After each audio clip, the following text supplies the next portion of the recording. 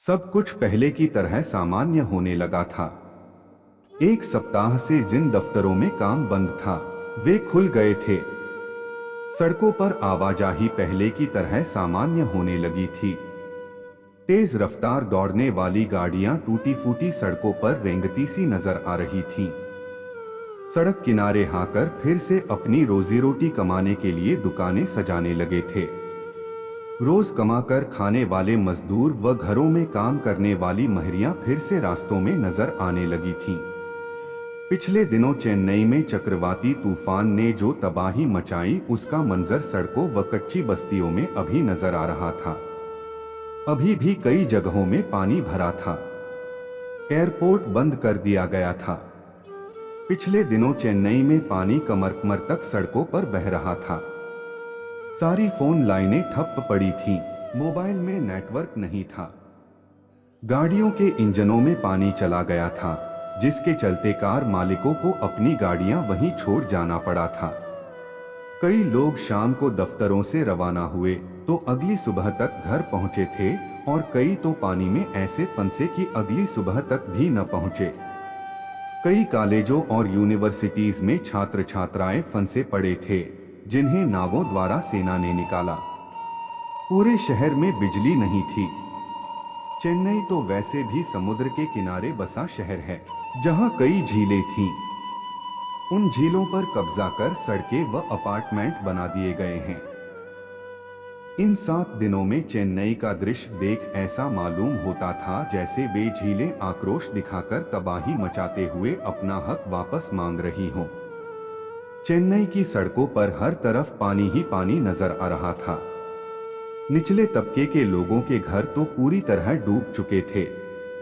लोग फुटपाथों पर अपने परिवारों के संग सोने को मजबूर थे और सुबह के वक्त जब पेट की आग तन को जलाने लगी तो वे झपट पड़े एक छोटे रेस्टोरेंट मालिक पर खाने के लिए। क्या करते बेचारे जब बच्चे भूख से बिलख रहे हों। जेब में एक फूटी कौड़ी न हो तो इंसान जानवर बन ही जाएगा। हर तरफ तबाही का मंजर था। रात के करीब 11 बजे थे। जिसको जहां जगह मिली उसने वहीं शरण ले ली। ऊपर से मूसलाधार बारिश और नीचे समुद्र का साम्राज्य। ऐसे में दफ्तर से निकली रिया पैदल एक स्टोर की पार्किंग में पनाह के लिए आ खड़ी हुई।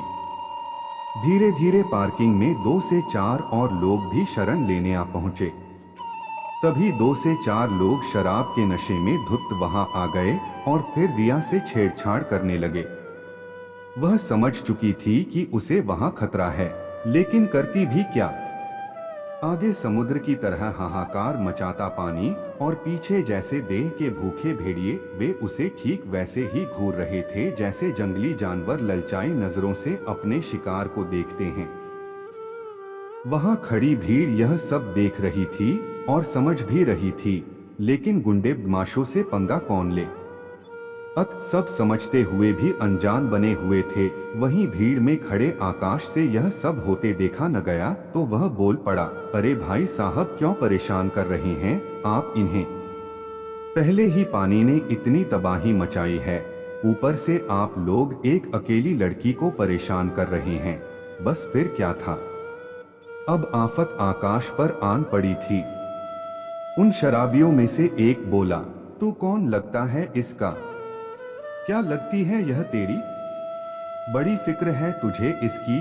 और फिर उस लड़की को छूते हुए बोला, क्या छूने से घिस गई यह? अब बोल तू क्या कर लेगा?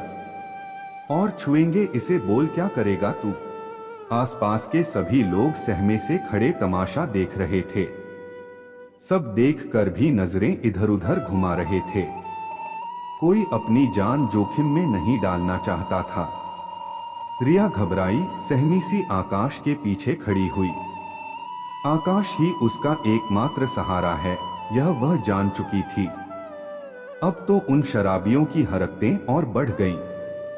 आकाश ने रिया को घबराते देख कहा, जब तक मैं हूं तुम्हें कुछ नहीं होगा, तुम डरो नहीं। रिया सिर्फ रोए जा रही थी। अब तो उन शराबियों ने आकाश के साथ हाथापाई भी शुरू कर दी। तभी भीड़ में से कुछ लोग आकाश का साथ देने लगे और रिया को घेर कर खड़े हो गए ताकि वे उसे परेशान न कर सकें। शराबियों को अब आकाश से मुकाबला करना भारी पड़ रहा था। उन्हें ऐसा महसूस हुआ जैसे आकाश के कारण आज उनका शिकार उनके पंजे से छूट गया। वे आकाश को गालियां दे रहे थे। तभी उन शराबियों में से एक ने छुरा निकालकर आकाश के सीने में 5 से 6 वार कर दिए, उसे बुरी तरह जख्मी कर वहां से भाग निकले। किसी के मुंह से खौफ के मारे उफ तक न निकली। ऐसी तबाही में आकाश को अस्पताल पहुंचाते भी तो कैसे? जैसे तैसे एक नाव का इंतजाम किया और उसे अस्पताल ले जाया गया। उसके शरीर से बहुत खून बह चुका था। डॉक्टर ने उसे मृत घोषित कर दिया। आकाश चेन्नई में सॉफ्टवेयर इंजीनियर के पद पर कार्यरत था और उसका परिवार मुंबई में रहता था। उसे कंपनी ने तबादले पर यहाँ भेजा था। मैं और आकाश एक ही दफ्तर में कार्य करते थे। जब मैंने उसकी मौत की खबर अखबारों में पढ़ी तो मुझसे रहा न गया और मैं अगले ही दिन मुंबई चल दी ताकि उसके परिवार वालों को सांत्वना दे सकूं। मुंबई पहुंची तो आकाश के घर में मातम पसरा था। उसके बच्चों के आंसू रोके न रुकते थे और उसकी पत्नी, वह तो स्वयं तबाही का एक मंजर लग रही थी। मैं मन ही मन कुदरत से पूछती रही कि अच्छे काम का तो इनाम मिलता है, तो फिर यह कैसी सजा मिली है आकाश व उसके परिवार को?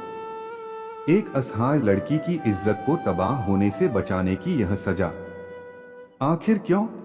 आकाश के घर में ऐसा हाहाकार मचा था मानो धरती का करुण हृदय भी फूट पड़े और आंसुओं की अविरल धारा में सारा शहर समा जाए। चेन्नई में तो तबाही के बाद जनजीवन सामान्य होने लगा था, किंतु वह तबाही जो चेन्नई से मुंबई आकाश के घर पहुंची थी शायद कभी सामान्य न हो। झीलें तो शायद अपना हक हाहाकार मचाकर मांग रही थीं, किंतु आकाश की पत्नी अपना हक किससे मांगे? क्या कोई लौटा सकता है उन बच्चों के पिता को, आकाश को? आपका समय निकलकर हमारे साथ था, इसके लिए आपका धन्यवाद। अगली बार फिर से मिलते हैं नए और रोचक वीडियो के साथ। चैनल को सब्सक्राइब करना न भूलें। धन्यवाद और शुभकामनाएं।